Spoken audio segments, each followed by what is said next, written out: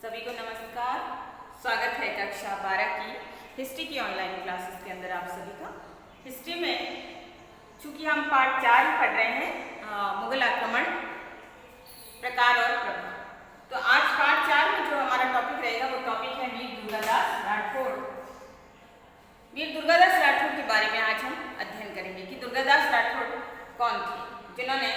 जोधपुर राजघराने को बचाने में अपना महत्वपूर्ण योगदान दिया था। तो हम इनका प्रारंभिक जीवन समझते हैं दुर्गादास राठौड़ का। दुर्गादास राठौड़ का समय काल रहा है 1638 से लगाकर 1718 ईस्वी तक का। इनका प्रारंभिक जीवन समझते हैं कि प्रारंभिक जीवन कैसा रहा। तो इनका जन्म है 1638 में और गांव सालवा गांव में आपका जन्म हुआ था। पिता का नाम आस्करण था। आस्करण जोधपुर दरबार के महाराजा जसवंत सिंह की चाकरी में थे या उनके दरबारी थे, और जोधपुर महाराजा जसवंत सिंह की तरफ से आस्करण को सालवा की जागीर भी मिली हुई थी। मूनोट लैंड की जो ख्यात है रचना है, उस रचना के अनुसार या ख्यात के अनुसार कि कालांतर में जो है आस्करण है वो जोधपुर दरबार के प्रधानमंत्री भी रहे या प्रधानमंत्री के पद को भी उन्होंने संभाला। अब हम दुर्गादास राठौड़ को समझते हैं कि जन्म तो इनका सालवा में हुआ, लेकिन दुर्गादास का निवास जो है वो लुनावे गांव में हुआ था। इससे पूर्व की परिस्थितियों को समझते हैं कि दुर्गादास राठौड़ की जो माँ थी वो आस्करण की तीसरी बीवी थी या तीसरी पत्नी थी, और आस्करण और जो है दुर्गादास राठौड़ की माता का आपसी संबंध या आपस में उनकी बनी नहीं, और ऐसी स्थिति में जो है आस्करण जी ने दुर्गादास राठौड़ की माता को है वो अलग कर दिया अपने आप से, और ऐसे में दुर्गादास राठौड़ की माता है वो लुनावे गांव के अंदर निवास करने लगी अपने पुत्र के साथ में। और यहाँ पे दुर्गादास राठौड़ है खेती बाड़ी करके अपना माँ का भी ध्यान रखने लगे और स्वयं का गुजारा भी करने लगे। एक बार जोधपुर दरबार का चरवाहा जो कि सांडनिया अर्थात ऊंटनिया, ठीक है, ऊंट मादा ऊंट जिसे सांड कहते हैं, सांडनिया। तो जोधपुर दरबार का जो रजवाड़ी दरबार जो चरवाहा था, वो चरवाहा एक बार लुनावे गांव में बहुत सारी सांडनिया लेके गुजर रहा था या ऊंटनिया लेके गुजर रहा था, और ऐसी स्थिति में दुर्गादास राठौड़ ने उसको मना कर दिया अपने खेत से होकर गुजरने से। और ऐसी स्थिति में दोनों में उस चरवाहे के साथ और दुर्गादास दोनों के मध्य काफी तू मैं हो गई, और इसके चलते दुर्गादास ने उसकी हत्या कर दी। और ये सूचना जब जोधपुर महाराजा जसवंत सिंह को मिली तो जसवंत सिंह को पता चला कि ये आस्करण का पुत्र है, तो उन्होंने दरबारी आस्करण से पूछा कि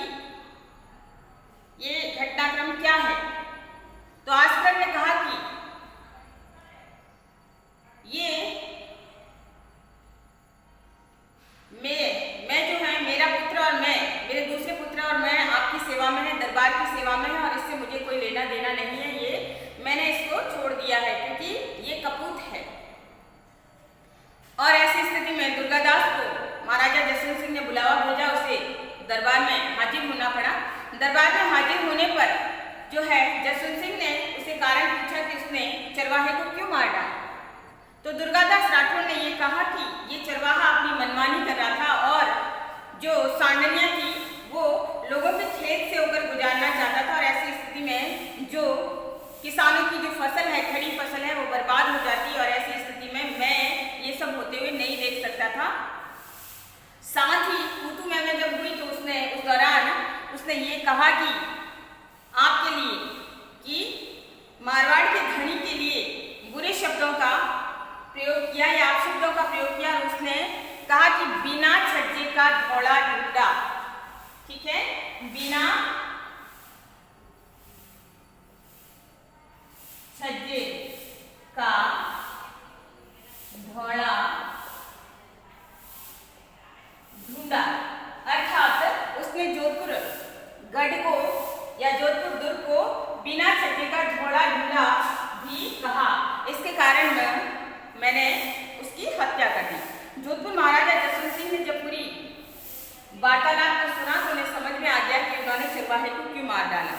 फिर उन्होंने आस्करण से पूछा तो आस्करण ने उसके दुर्गादास के खिलाफ जो है पक्ष में कोई मत नहीं दिया और अंत में प्रसन्न होकर जोधपुर महाराजा जसवंत सिंह ने उसकी वीरता को देखकर या उसकी निडरता को देखकर उसे अपने दरबार में जगह दे दी और साथ ही साथ ये भी कहा कि सेवा में रखा, ये कहा कि यह कभी डगमगाते हुए मारवाड़ को कंधा देगा। दुर्गादास की निडरता से प्रभावित होकर उन्होंने आस्करण को ये कहा कि ये कभी डगमगाते हुए मारवाड़ को कंधा देगा, यानी कभी मारवाड़ की स्थिति खराब हो जाएगी तो ये उसके लिए जो है एक स्तंभ का काम है वो करेगा। इसके बाद जोधपुर महाराजा जसवंत सिंह ने उसे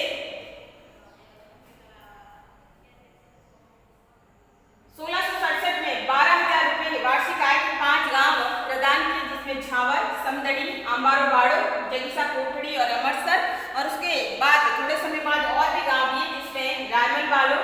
जवनदेसर, बामसेन और लूणोद गांव भी जागीर में दिए। तो इस प्रकार से दुर्गादास ने अपनी योग्यता के आधार पे जो है जोधपुर महाराजा जसवंत सिंह का विश्वास है वो हासिल कर लिया। अब नया बिंदु है इसी के टॉपिक के अंदर का कि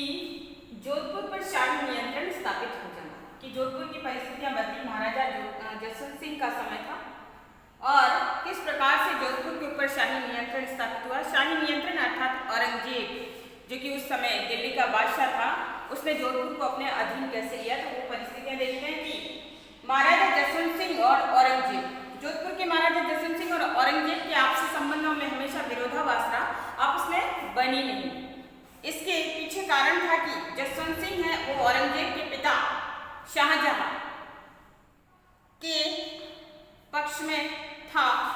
और वहीं औरंगजेब उसे अपना विरोधी मानता था। तो यही वजह है कि दोनों में आपस में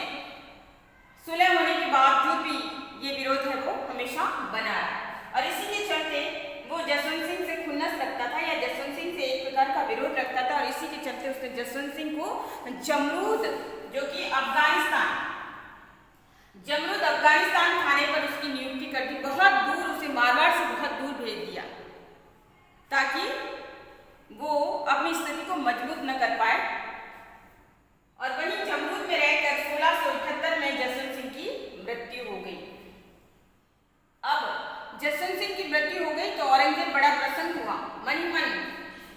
खुश हो गया और उसने सबसे पहले जो वाक्य बोला था वो था कि दरवाजा कुफ्र शिकस्त, अर्थात आज मजहब विरोध का द्वार टूट गया, यानी कि अब इस्लाम का विरोध करने वाला कोई नहीं, आज मजहब का विरोध करने वाला कोई नहीं। और उसके बाद जब उसने जोधपुर को खालसा घोषित कर दिया, यहाँ पे प्रश्न आता है खालसा क्या है। देखिए खालसा यानी वो भूमि या वो जागीर जो कि सीधे सरकारी नियंत्रण में ले ली जाती है, अर्थात औरंगजेब ने उसे जोधपुर की जो भूमि थी जो जसवंत सिंह के अधीन थी, जागीर थी जसवंत सिंह की, उसी भूमि को, मारवाड़ की भूमि को उसने खालसा घोषित कर दिया या जोधपुर की भूमि को उसने खालसा घोषित कर दिया, यानी सीधे अपने नियंत्रण में ले लिया, उसका कोई शासक नहीं। और उसने अपने लोग जिसमें ताहिर खान को फौजदार, खिदमत गुजार खान को किलेदार जोधपुर का नियुक्त किया और अब्दुल रहीम को कोतवाल बनाकर जोधपुर का प्रबंध है वो सौंपा। और उसी दौरान जब जोधपुर के ऊपर अधिकार हो गया औरंगजेब का, तो उसने उस समय एक और व्यक्ति था जिसका नाम था खानजहां बहादुर, और औरंगजेब धर्मांध था अर्थात वो हिंदू विरोधी था। तो इसके चलते खानजहां बहादुर ने औरंगजेब को प्रसन्न करने के लिए, या वो भी हिंदू विरोधी था, तो ऐसे चलते उसने मारवाड़ के कई मंदिरों को तोड़ा, विशाल मंदिरों को तोड़ा गया और तोड़ने के बाद उसने उन मूर्तियों के टुकड़ों को गाड़ियों में भरवा कर वो दिल्ली पहुंच गया, स्वयं दिल्ली पहुंच गया। और दिल्ली पहुंचने पर बादशाह औरंगजेब से बड़ा प्रसन्न हो गया और बहुत प्रसन्न होकर उसने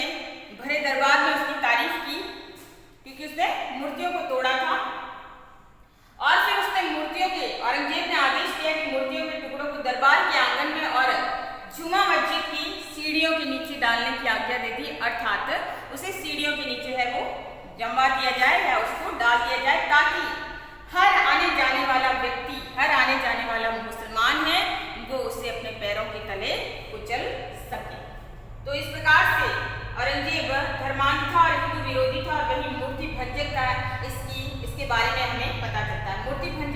मूर्तियों को तोड़ने वाला।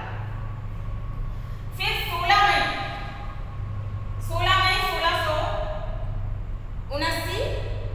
इंद्र सिंह, जो कि महाराजा जसवंत सिंह का बड़ा भाई था, इंद्र सिंह, उसका पौत्र यानी पोता को जोधपुर का राज्य राजा का खिताब है औरंगजेब ने उन्हें दिया, और एक रत्न जड़ित तलवार है वो भेंट की, साथ में सोने के साज सहित घोड़ा प्रदान किया। सोने का साज यानी सोने का पूरी तरह से आभूषण जो घोड़े को पहनाया जाता है, तो सोने के साज सहित जो है आभूषण सहित घोड़ा है वो प्रदान किया, और साथ में हाथी का झंडा यानी फ्लैग, जो कि बादशाह का प्रतीक था, हाथी का झंडा और एक नकारा भी दिया। और इस प्रकार से इंद्र सिंह के पौत्र को उसने जोधपुर का राजा है वो घोषित किया, और बदले में उसने भी बादशाह औरंगजेब को 36 लाख रुपए की पेशकशी है वो देने की पेशकशी देना है वो स्वीकार किया, या कैसे पेशकशी अर्थात नजराना, कि इस सब के बदले में वो बादशाह औरंगजेब को 36 लाख रुपए है वो भेंट करेगा। और इस प्रकार से जोधपुर का शासन उसे बना दिया गया। लेकिन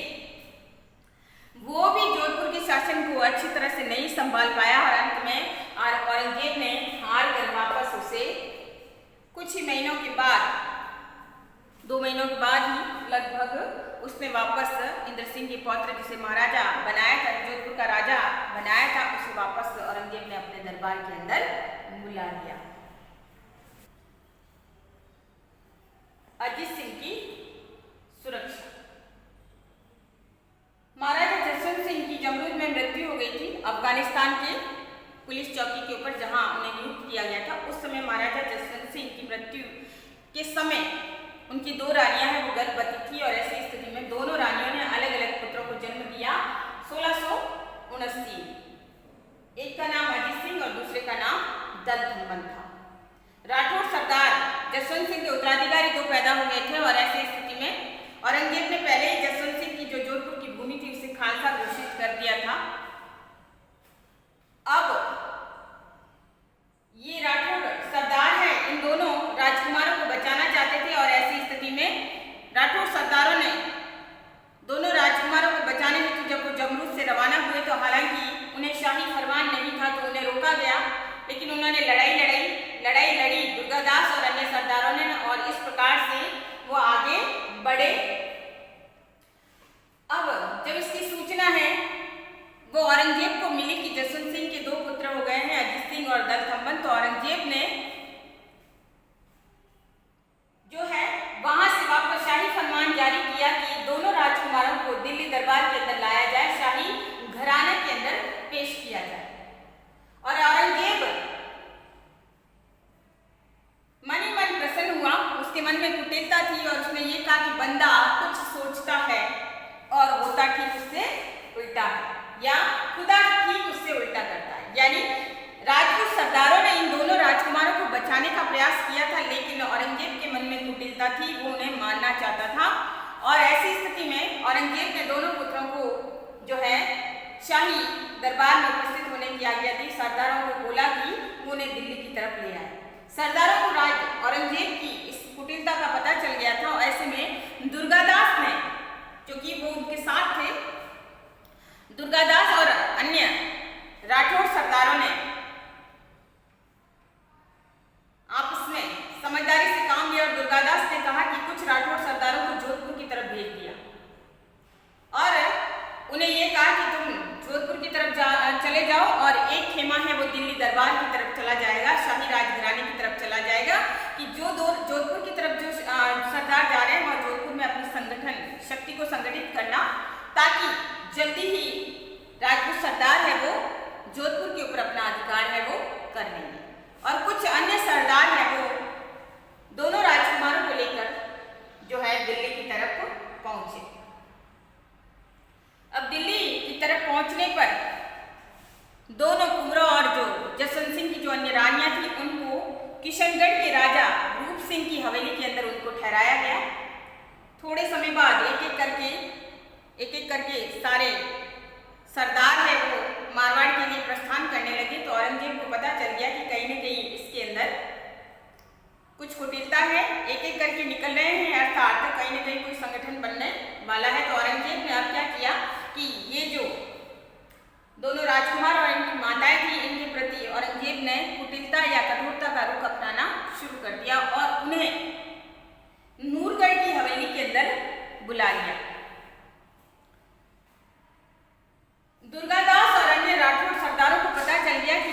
राजकुमारों की स्थिति है वो खतरे में है और ऐसी स्थिति में छुपके से मौका पाकर राठौड़ सरदार दोनों राजकुमारों को लेकर और रानियों को लेकर वहां से भाग निकले और इस प्रकार से राठौड़ सरदारों और दुर्गादास राठौड़ के द्वारा राजकुमारों की रक्षा की गई और खासतौर से अजित सिंह की। ठीक है, अब है राठौड़ सिसोदिया गठबंधन, जो कि आपका प्रश्न आता है, महत्वपूर्ण प्रश्न है कि राठौड़ सिसोदिया गठबंधन क्यों हुआ या कैसे हुआ, इसके पीछे क्या कारण थे, तो उनको हम समझते हैं। देखिए, राठौड़ सिसोदिया गठबंधन, अजित सिंह की विमाता, विमाता अर्थात सौतेली माता, तो विमाता देवड़ी जी ने सलाह दी कि अजित सिंह को सुरक्षित कालिंदी पहुंचा दिया जाए, सुरक्षित सिरोही, कालिंदी जो कि सिरोही के अंदर है वहां पे उन्हें पहुंचा दिया गया और साथ में एक पुष्करना ब्राह्मण था जिसका नाम था जयदेव, उसके घर पे उसको रखा गया उसके संरक्षण में ताकि वो सुरक्षित रहे गुप्त तरीके से। और साथ ही मुकुंदास खींची जो था राठौड़ सरदार, एक राजपूत सरदार खींची को अजित सिंह का संरक्षक है वो गुप्त रूप से नियुक्त किया गया। लेकिन यहाँ पर भी अजित सिंह की स्थिति है वो ज्यादा सुरक्षित नहीं थी, तो एक सही सुरक्षा है वो अजित सिंह के लिए जरूरी थी। तो ऐसी स्थिति में अब महाराजा जसवंत सिंह की बड़ी रानी थी जिसका नाम था रानी जसवंत देव और ये बूंदी के महाराजा राव छत्रसाल की पुत्री थी।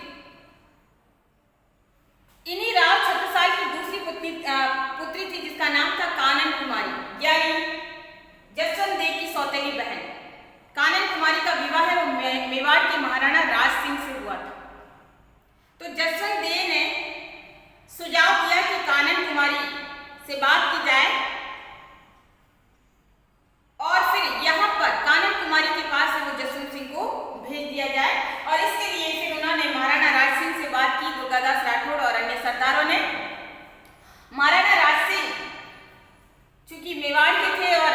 मारवाड़ तक औरंगजेब है वो आ पहुंचा था, औरंगजेब ने पूरी तरह से उसके ऊपर अपना मुगल आधिपत्य या नियंत्रण है स्थापित कर लिया था और आगे मेवाड़ की सुरक्षा भी खतरे में थी क्योंकि वो बढ़ता बढ़ता मेवाड़ की तरफ भी बढ़ेगा। और ऐसी स्थिति में महाराणा राज सिंह से जब अजित सिंह की सुरक्षा की मांग की गई थी या प्रार्थना की गई तो महाराणा ने स्वीकृति दे दी या हामी भर दी क्योंकि उससे मेवाड़ की सुरक्षा भी जुड़ी थी ताकि अगर मेवाड़ के ऊपर भी किसी भी प्रकार का खतरा आ जाए तो मारवाड़ के सरदार जो है वो महाराणा राज सिंह की भी का साथ देंगे। इस स्थिति के चलते महाराणा राज सिंह ने अजित सिंह को सुरक्षा प्रदान की, साथ ही साथ 12 गांव और केले का पट्टा भी अजित सिंह को जागीर में दे दिया और इस प्रकार से ये राठौड़ सिसोदिया गठबंधन हुआ और मेवाड़ और मारवाड़ के सरदार है वो मिलकर एक तरह से एक दूसरे के करीब आ गए या उन्होंने एक संधि इस प्रकार से की। औरंगजेब को जब पता चला कि अजित सिंह की सुरक्षा मेवाड़ का महाराणा राज सिंह कर रहा है तो उसने राज सिंह को आदेश भेजा कि वो अजित सिंह को औरंगजेब को सौंप दे, लेकिन महाराणा राज सिंह ने औरंगजेब की बात को ध्यान नहीं दिया और नजरअंदाज कर दिया और इस प्रकार से अजित सिंह है वो मेवाड़ में रहकर सुरक्षित हो गए। शहजादा अकबर का विद्रोह, देखिए महाराणा राज सिंह और दुर्गादास राठौड़ ने अब औरंगजेब के विरुद्ध है वो गठबंधन करना शुरू किया और उन्होंने शहजादा मुअज्जम था, मुअज्जम जो कि औरंगजेब का ही पुत्र था, पहले तो इन दोनों ने मुअज्जम को भड़काने का प्रयास किया लेकिन मुअज्जम की जो माता थी नवाब बाई ने अपने पुत्र को अपने पिता के खिलाफ होने से मना कर दिया तो मुअज्जम नहीं माना। तो ऐसी स्थिति में अब महाराणा राज सिंह और दुर्गादास ने क्या किया, जो अकबर था दूसरा शहजादा औरंगजेब का पुत्र, अकबर को अपने पक्ष में किया और अकबर का साथ दिया और अकबर को उसके पिता के खिलाफ है वो भड़काया। अकबर ने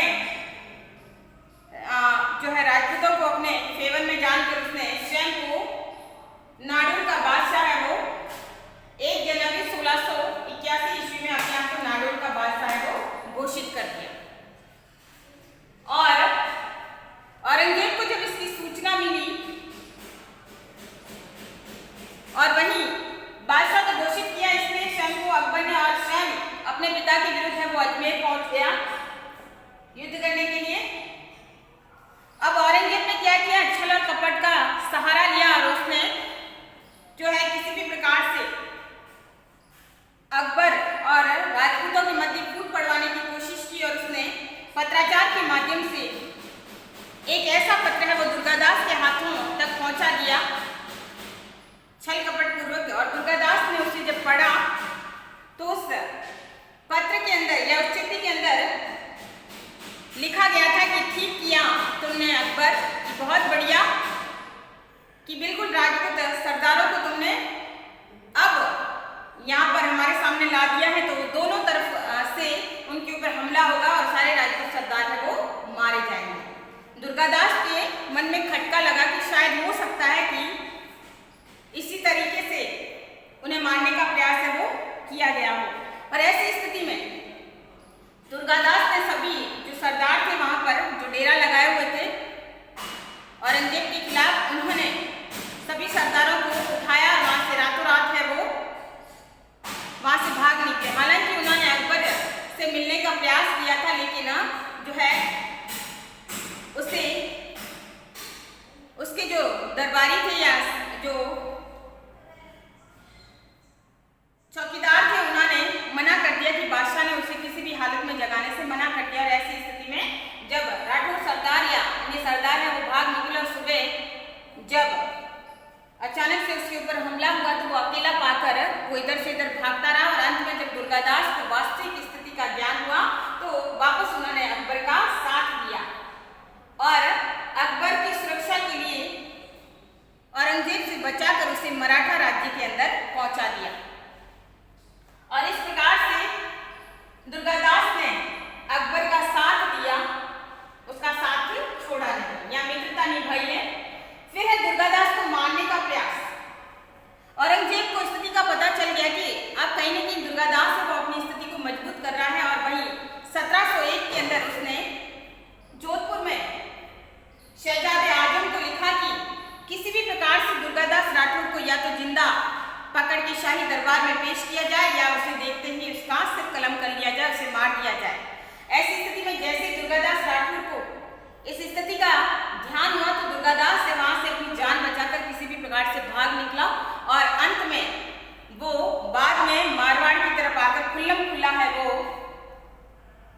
जो है विरोध करने लगा। फिर है महाराजा अजित सिंह और दुर्गादास के बीच में अनबन। दुर्गादास राठौर ने अकबर शहजादा अकबर की सुरक्षा की थी और उसे स्वयं साथ लिया और मराठा राज्य में उसे पहुंचाया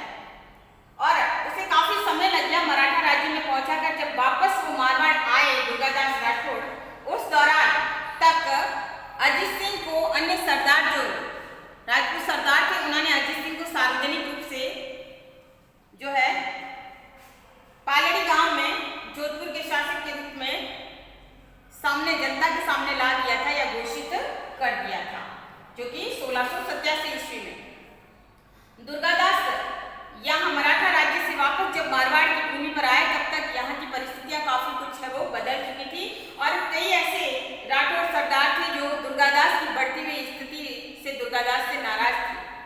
और वो दुर्गादास के खिलाफ थे और उन्होंने अजित सिंह को दुर्गादास के खिलाफ है वो भड़का दिया। अजित सिंह ने भी दुर्गादास की तरफ विशेष ध्यान नहीं दिया और ऐसी स्थिति में दुर्गादास को ये मालूम पड़ गया कि अब पहले जैसी स्थितियां हैं वो नहीं रही, स्थिति में काफी परिवर्तन आ चुका है। तब जाकर दुर्गादास ने अपने आप को संयमित कर लिया, लेकिन बाद में अक्टूबर 1687 में जो है भीमनलाई गांव वहां पर दोनों एक दूसरे से मिले और दोनों ने एक दूसरे के गिले शिकवे है वो दूर कर दिए। इस प्रकार से अजित सिंह और दुर्गादास के बीच जो अनबन हुई थी वो एक प्रकार से दूर हो गई। फिर 1707 में औरंगजेब की मृत्यु हो गई। औरंगजेब की मृत्यु से अजित सिंह ने इस मृत्यु का लाभ उठाते हुए उसने जोधपुर के ऊपर आक्रमण किया और वहां के जो किलेदार जो वहां का था फौजदार जाफर कुली को वहां से भागने पर मजबूर होना पड़ा और कहा जाता है कि अचानक हुए इस आक्रमण से वहां के मुसलमानों को जो है महिलाओं या स्त्रियों की वेशभूषा पहनकर अपनी जान है वो बचानी पड़ी। तो इस प्रकार से जोधपुर के ऊपर अजीत सिंह का अधिकार है वो हो गया। वहीं जोधपुर राज्य की ख्यात में लिखा गया है कि सांभर विजय जो कि 3 अक्टूबर 1708 में हुई थी, उस दौरान राठौड़ सरदारों ने, जसवंत सिंह ने, सभी ने अपने अपने डेरे लगाए थे। युद्ध के समय डेरे यानी तंबू लगाए जाते हैं और तंबू लगाए गए तो दुर्गादास ने अपना जो तंबू है वो अलग लगा दिया। अलग लगाने पर जसवंत सिंह ने आदेश दे दिया कि वो भी अपना तंबू है वो राठौड़ सरदारों की पंक्ति में लगाए, या मिसल, उसे मिसल कहते हैं, कि मिसल में लगाए। तो दुर्गादास ने कहा कि मेरा तंबू, अब तो मेरी तो उम्र हो चुकी है, मैं तो बूढ़ा हो चुका हूँ और मैंने इस जोधपुर घराने के लिए अपनी सेवाएं दी है, तो ऐसी स्थिति में मेरा तंबू तो अब अलग ही रहेगा। मेरी आने वाली संतानें या आने वाली पीढ़ियां हैं वो आपकी पंक्ति, जो सरदारों की पंक्ति है, उसमें अपना जो है तंबू लगाएगी। महाराजा ने जब इस प्रकार से उसे ये कहा कि अलग से तंबू न लगाए, लेकिन दुर्गादास को इस अपनी स्थिति का भान हो गया था और दुर्गादास बड़ा आहत हुआ और अंत में वो मेवाड़ के महाराणा अमर सिंह द्वितीय की सेवा में चला गया। बाद में उसे बुलाया भी गया तो वो वापस लौटकर मारवाड़ की तरफ नहीं आया। वहीं अजीत सिंह ने मुकुंदास खींची जो था और उसका भाई था रघुनाथ सिंह की चंपावत की भी हत्या करवा दी। मुकुंदास चंपावत और रघुनाथ सिंह चंपावत, जिन्होंने शहजादे अकबर को बचाने के लिए दुर्गादास का साथ दिया था, उसकी रक्षा की थी, ऐसे में इनकी हत्या करवाई। और जो राठौड़ सरदार या जो अन्य सरदार जो दुर्गादास के साथ थे, उनको सरेआम है वो अपमानित कर दिया गया। अब दुर्गादास को ये पता चल गया था कि यहाँ पे मारवाड़ में दुर्गादास की स्थिति है वो सुरक्षित नहीं है। जिस प्रकार से इन सरदारों को दंड का भागी बनाया गया है, अब अगली बारी उसी की है। बाद में उसे बुलाया गया लेकिन वो वापस लौट कर नहीं आया और वो मेवाड़ के अंदर ही उसने वहीं पे अपना जीवन है वो गुजारा। दुर्गादास राठौड़ का अंतिम समय कैसे बीता है उसको हम समझते हैं। दुर्गादास राठौड़ जसवंत सिंह के व्यवहार से आहत होकर वो मेवाड़ के महाराणा अमर सिंह द्वितीय की सेवा में चले गए। अमर सिंह द्वितीय ने उनकी कदर की और विजयनगर की जागीर है उन्हें प्रदान की और रोज के 500 रुपये नियत घोषित किए या देना है वो स्वीकार किया। उसके साथ साथ बाद में उनको रामपुरा का हाकिम भी घोषित किया। तो इस प्रकार से दुर्गादास ने अपना अंतिम समय में वो मेवाड़ राजघराने की सेवा में बिताया और वहीं पे उन्हें जो है उचित सम्मान भी मिला। 22 नवंबर 1718 ईस्वी में उज्जैन में शिप्रा नदी के किनारे उनकी मृत्यु हो गई। वहीं शिप्रा नदी के किनारे आज भी दुर्गादास राठौड़ की छतरी है वो बनी हुई है, जो हमें उनकी याद है वो दिलाती है या उस राठौड़ सरदार के विरोचित गुणों के बारे में हमें कहीं न कहीं बताती है। अब हम दुर्गादास राठौड़ का मूल्यांकन समझते हैं कि दुर्गादास राठौड़ जसवंत सिंह, महाराजा जसवंत सिंह के काफी करीब थे और जसवंत सिंह ने जब धर्मक का युद्ध किया था, धर्मक का युद्ध जब शाहजहां औरंगजेब के पिता शाहजहां बीमार थे और उनके पुत्रों में कहने की उत्तराधिकार संघर्ष है वो छिड़ गया था और ऐसी स्थिति में एक तरफ तो औरंगजेब था और दूसरा पुत्र था शाहजहां का मुराद। औरंगजेब, मुराद और कासिमनी ये तीनों एक थे और शाहजहां की तरफ से जसवंत सिंह, दुर्गादास राठौड़ और दारा शिकोह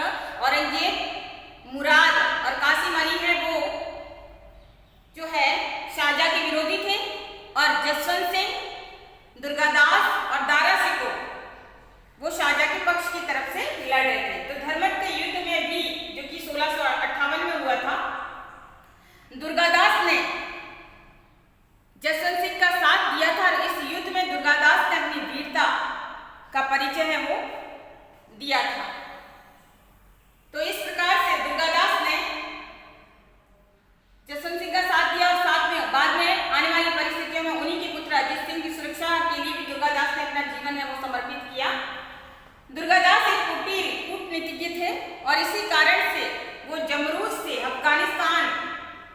के चौकी से जसवंत सिंह जैसे छोटे से राजकुमार और रानियों को भी सुरक्षित है वो लेकर आए थे और उसकी सुरक्षा का जिम्मा किस प्रकार से दुर्गादास ने लिया था वो हमें समझ में आता है। यहाँ पे उन्होंने कूटनीतिज्ञता का परिचय भी दिया था। दुर्गादास की कूटनीतिज्ञता के आधार पर ही राठौड़ सिसोदिया गठबंधन है वो हो पाया था, अन्यथा नहीं होता। जहां पर उसने जो है महाराणा राज सिंह से मित्रता करते हुए जो है राठौड़ सिसोदिया गठबंधन किया और अजीत सिंह को सुरक्षित है यहाँ पर रखा और साथ ही साथ 12 गांव और केले का पट्टा भी अजीत सिंह के नाम है वो सुरक्षित करवाया। तो राठौड़ सिसोदिया गठबंधन में भी उनका योगदान रहा। अकबर जो कि शहजादा जो अपने ही पिता औरंगजेब के खिलाफ हो गया था और उसने स्वयं ने नाडोल के बादशाह के रूप में अपने आप को घोषित कर दिया था और जब उसके लिए परिस्थितियां विपरीत हुई तो दुर्गादास ने उसका साथ नहीं छोड़ा बल्कि अंत तक उसका साथ दिया, उसे मराठा राज्य में पहुंचाया और मराठा राज्य के साथ जब तक वो ईरान नहीं पहुंच गया, अंत में ये ईरान चला गया था, तो ईरान नहीं पहुंचा तब तक दुर्गादास ने इसका साथ दिया। साथ ही साथ इसके परिवारजनों को भी पूरी तरह से सुरक्षा है वो प्रदान की। इसकी संतानों को भी पुत्रवत और पुत्रीवत है उसकी शिक्षा का जिम्मा भी दुर्गादास ने अपने साथ लिया। तो यहाँ पे सर्वधर्म समादर की भावना दुर्गादास की हमें दिखाई देती है और साथ ही साथ जो है मित्रता वफादारी का भाव जो है धर्म से हटकर यहाँ पर हमें बताते हैं। ठीक है, तो यहाँ पे दुर्गादास में मित्रता है वो भी भली भांति निभाई है।